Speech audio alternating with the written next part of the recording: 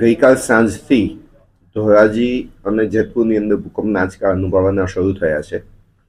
આ સંજોગોની અંદર આજે વહેલી સવારે પણ ભૂકંપના આંચકા અનુભવવામાં ગયા હતા અને મળતી માહિતી મુજબ ઉપલેટા અને ગોંડલમાં પણ ક્યાંક ક્યાંક એવી અસરો થઈ હોય, પણ એને વ્યાપક પ્રમાણમાં ઉપલેટા અને ગોંડલ તાલુકામાં એ અસર નથી. મેક્ઝિમમ અસર ધોરાજી અને જેતપુર ખાતે છે.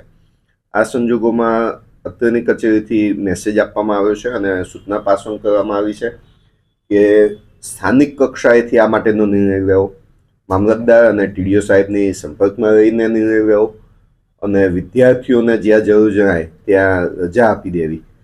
અત્યારે હાલ બંને તાલુકા કક્ષાના અમારા અધિકારીઓ સાથે વાત કરતા જાણવા મળ્યું છે કે ધોરાજી અને જેતપુર બંને તાલુકાઓની અંદર બાળકો માટે રજા આપી દેવામાં આવી છે.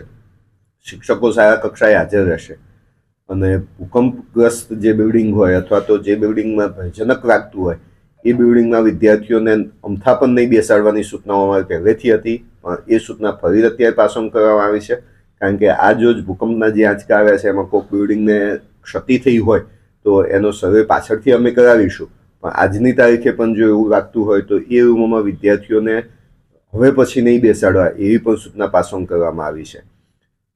આજની આ દિવસ પૂરતી તો રજા બંને સ્કૂલોમાં જાહેર થઈ ગઈ છે, પરંતુ અમારી જે આજની સૂચના છે એ મુજબ કે જ્યાં સુધી ભૂકંપના આંચકા કે આવી કુદરતી આપત્તિ કોઈ પણ હોય એ સંજોગોમાં સ્થાનિક કક્ષાએથી એમને નિર્ણય લેવા માટેની પણ સત્તાઓ આપી દેવામાં આવી છે. કદાચ કોઈ આચાર્યને પણ એવું લાગે કે મારી શાળામાં ભૂકંપના આંચકા અત્યારે વધુ અનુભવાય છે સ્થાનિક રીતે અને વિદ્યાર્થીઓ ભયજનક સ્થિતિમાં છે, તો ત્યાં પણ વિદ્યાર્થીઓને રજાઓ આપવાની સત્તાઓ સ્થાનિક કક્ષાએ આપવામાં આવેલી છે.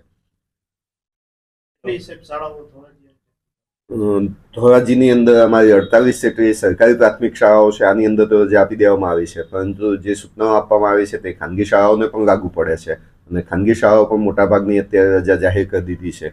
જેતપુરની અંદર ટોટલ 70 જેટલી નગરપાલિકાની 14 અને અમારી જિલ્લા કક્ષાની 56 શાળાઓ છે.